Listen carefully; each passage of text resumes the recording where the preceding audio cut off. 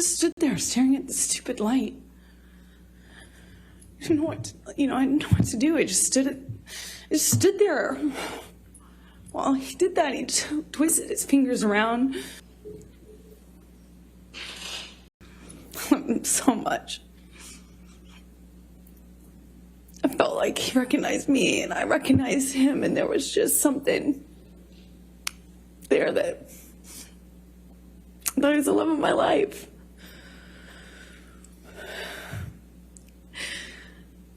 And he was,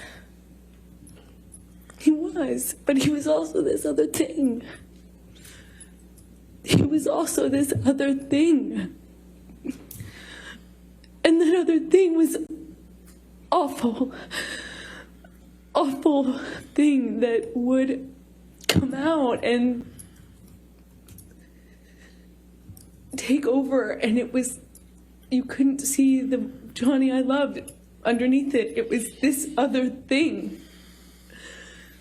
And no one told him, no one was honest with him, no one, he'd pass out in his own vomit, he'd lose control of his body, he'd lose control, and everyone would clean up after him. I cleaned up after him.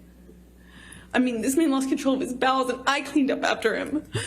His security cleaned up after him, changed his pants in front of me. He would pass out in his own sick. And then he'd walk around saying he didn't have a problem. Until he did. Until he couldn't support it anymore, and he'd get clean and he'd get sober, and then he was this thing again. This thing that made me feel so loved, that made me feel like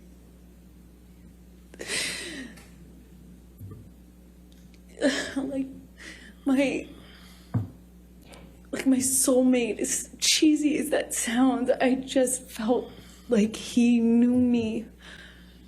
And I recognized something in him, either some part of my makeup and my background or something, that I just got it.